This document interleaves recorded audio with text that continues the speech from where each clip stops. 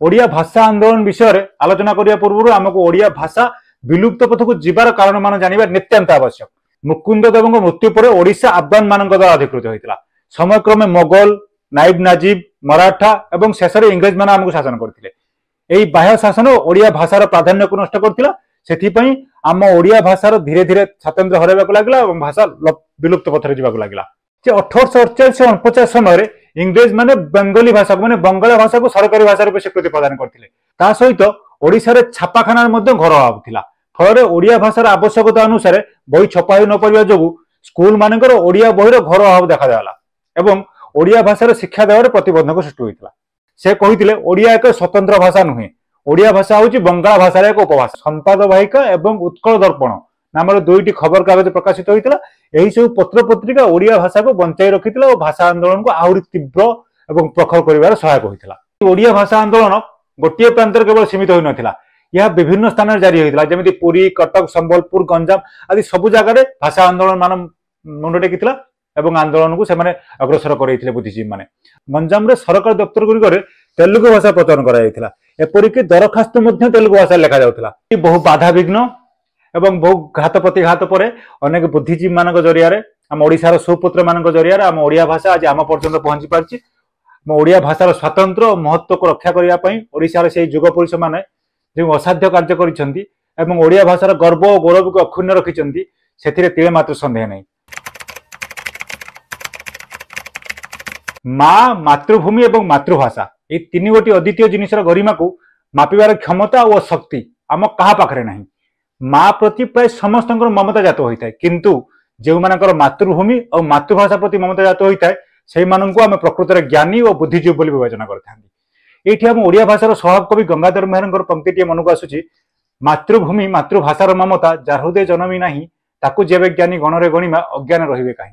नमस्कार, जय जगन्नाथ। मु रामकृष्ण पहाण आपण मानक स्वागत करछि मोर आपण यूट्यूब चैनल देश दुनिया रे। आज आम आलोचनार विषय ओडिया भाषा आंदोलन। एक समय थिला, एमिति समय आसी पहुंचीला जेतेबेले आमर भाषा विलुप्त होगा बसीला, आम भाषार अस्तित्व लोप होगा बसीला। कौ समय हिसाब से कि समय को अतिक्रम कर आम भाषा तार अस्तित्व को बजाय रखिपार से विषय आलोचना करवा। तो आज आम विषय ओडिया भाषा आंदोलन।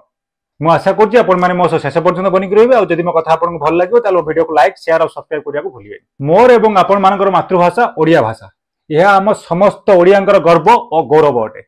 यही भाषा ही आमर परिचय सृष्टि करे। ये ओडिया भाषा जहाँ को आम आज स्वतंत्र रूप से देखुचे, दिन थिला जब यह विलुप्त होगा बसीला और स्वतंत्रता हर बसीला। किंतु आम भाग्यवान जे किछि ओडिया बुद्धिजीवी और व्यक्ति विशेष सतत चेष्टा और त्याग ये वीर साहित्य सृष्टि कर लोकादृत होता ओडिया भाषा को लुप्त पथर उद्धार कर सहायक होता। से विशिष्ट व्यक्ति विशेष मध्य मधुसूदन दास, राजा वैकुंठनाथ दे, फकीर मोहन सेनापति, राधानाथ राय, गंगाधर मेहर, नीलमणि विद्यारत्न, महाराजा कृष्णचंद्र गजपति नारायण देव आदि अन्यतम। ओडिया भाषा आंदोलन विषय में आलोचना करने पूर्व आमको ओडिया भाषा विलुप्त पथ को जीवार कारण मान जानवा नित्यांत आवश्यक। से कारण गुड़िक यदि आम संक्षिप्त आलोचना करवा तेल बाह्य अण ओडिया शासन। प्रथम आम देखिए बाह्य अण ओडिया मान शासन। 1568 मुकुंददेव जो मृत्यु है, मुकुंददेव मृत्यु पर ओडिशा अफगान मान द्वारा अधिकृत होता। समयक्रमे मोगल, नाइब नाजिब, मराठा और शेष इंग्रेज मान आमको शासन करते। बाह्य शासन ओडिया भाषार प्राधान्य को नष्ट करथिला। सेथिपई आम ओडिया भाषार धीरे धीरे स्वातंत्र्य हरैबाक लागला और भाषा विलुप्त पथरे जीवाक लागला। जदि अब इंग्रेज मान शासन विषय कथा हवा, 1803 रे इंग्रेज मान ओडिशा अधिकार करथिले।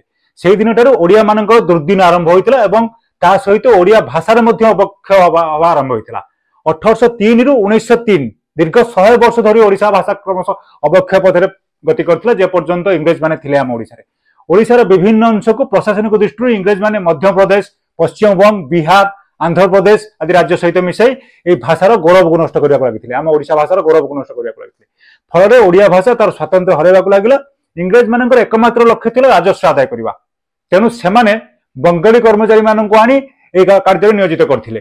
ता सहित कोर्ट और कचेरी रे पार्सी भाषार प्रचलन आरंभ करथिले इंग्रेज माने, जहाँकि ओडिया भाषार प्रभाव को आहरी क्षुण्ण करने लगिला। यही कथा शुणिले आमको विस्मय लगे जे 1848-49 समय इंग्रेज माने बेंगली भाषा को माने बंगाला भाषा को सरकारी भाषा रूप स्वीकृति प्रदान करथिले।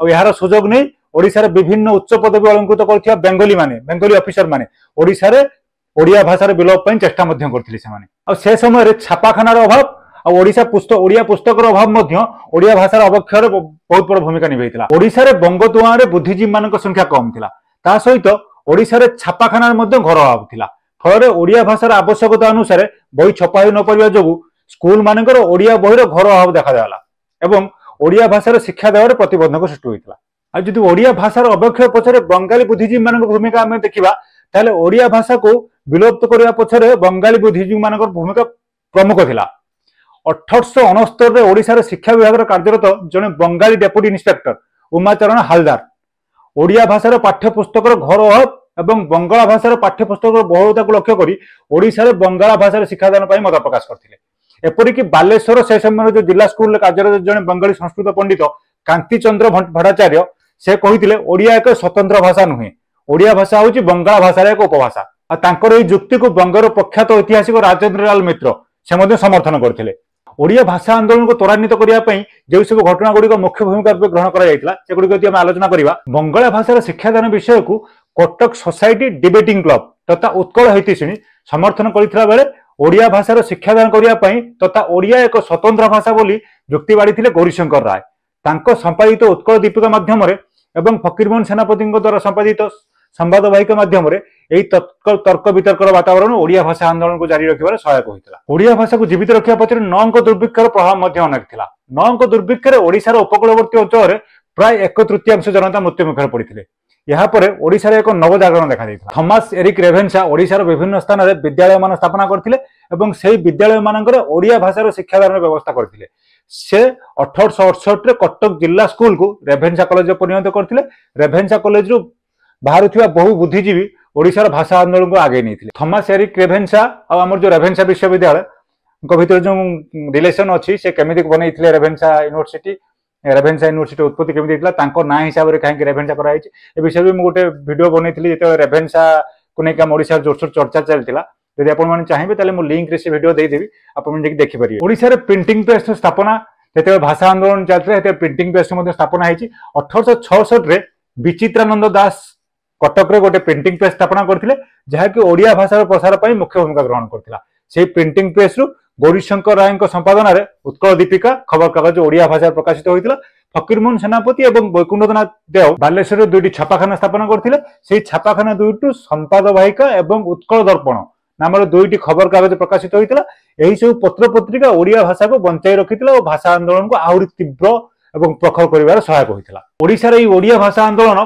गोटे प्रांतर केवल सीमित हो नाला यह विभिन्न स्थान में जारी होता जमी पुरी कटक संबलपुर गंजाम आदि सबु जगह भाषा आंदोलन मान मुंड टेकी आंदोलन को अग्रसर करते बुद्धिजीवी मैंने पुरी जदि आम भाषा आंदोलन देखा इंग्रेज मैंने पुरी जगन्नाथ मंदिर प्रशासन निज दायित्व को नापी चेष्टा करते मधुबाबू यह विरुद्ध में लड़ी कोर्टर आदेश बल गजपति राजा को जगन्नाथ मंदिर परिचालन क्षमता प्रदान करते यही कथा खबर कागज प्रकाश पाइबा फल ओडिया मानक मध्य ओडिशार संस्कृति और भाषा को संरक्षण करिवार इच्छा जागृत होता पुरीर सत्यवादी गोपबंधु दास द्वारा प्रतिष्ठित वन विद्यालय ओडिया भाषा माध्यम शिक्षादान दि जाउथिबा तथा साहित्य रचना को गुरुत्व दि जाउथिला एही सब घटना विशेषकर पुरीर भाषा आंदोलन को रूप देइतला आ जदि आमे कटक कथा देखिबा ताले कटक रु मध्ये विभिन्न पत्र पत्रिका खबर गीत गप आदि ओडिया भाषा रे प्रकाशित होउतिला जहाँकि ओडिया भाषा को आग को बढ़िया साहाय्य करथिला बालेश्वर फकीरमोहन सेनापति राधानाथ राय और मधुसूदन राव निज निज लेखा माध्यम ओडिया भाषा को लोक पाखरे